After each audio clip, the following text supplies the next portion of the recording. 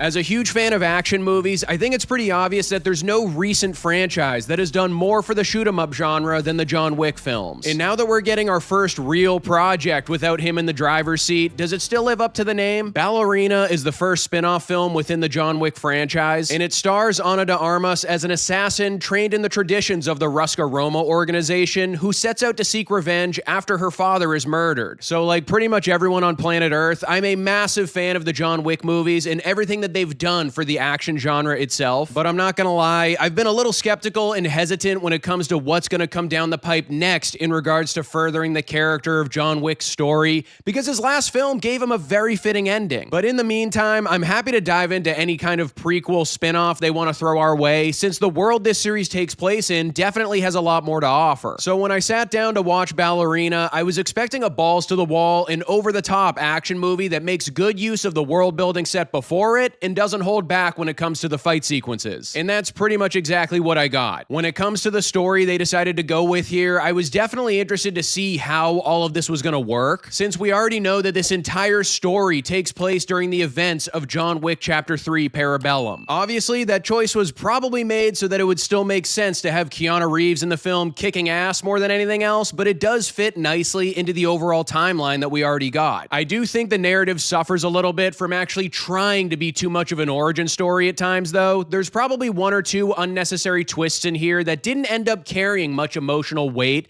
and it follows a pretty generic revenge tale structure from beginning to end. But I mean, the first John Wick has a generic setup as well, and the narrative here still allows them to make use of all the previous world building, so you're not going to hear me complaining about it all that much. When it comes to the action in the movie, you almost get exactly what you're expecting out of a film that is bold enough to live in the same world as the John Wick franchise. You can't help but walk in with some pretty high expectations, because the 4 entries from the series we've gotten have kind of become the gold standard for how fast-paced gunfights should look and feel, and I don't think Ballerina reaches the highs of those, but it still gives us some very entertaining sequences that get the adrenaline pumping. Where the John Wick films innovate, this one kind of borrows what we've seen done before, but it still does so in a very polished and satisfying manner. There's a fight with grenades and a fight with flamethrowers that are probably the 2 high points of the film, and they do a really good job here of bringing out the comedy in some of those over-the-top and gruesome moments. It has a good nightclub scene, it has a good hotel scene, and the setting of pretty much the entire third act felt decently fresh for some big showdowns. It should come as no surprise that the action is really the bread and butter here, and rightfully so. When it comes to the performances in the film, Ana de Armas is our main star out there kicking ass and taking names this time around, and she's no amateur when it comes to action movies. Say what you will about her actual acting abilities, but I think she's been pretty good in the ones I've seen her in when it comes to the stunt and the physicality department. And I mean, if we're being honest, above all else, effort is really what comes through the screen the most in a movie like this. Just look at Keanu Reeves. The guy's a national treasure and he should be protected at all costs, but let's not pretend that he's out there channeling his inner Marlon Brando in these films or anything like that. With that being said, she does a solid job here bringing the emotion, and you really buy that she will stop at nothing until she has her revenge. When it comes to the rest of the cast, the usual players that build out this world are in here again, with the addition of Norman Reedus and Gabriel Byrne as our villain, but I actually think the scenes with John Wick himself might have been veering on the cusp of almost being too self-aware for their own good, really playing into Keanu Reeves' ridiculous line delivery and whatnot,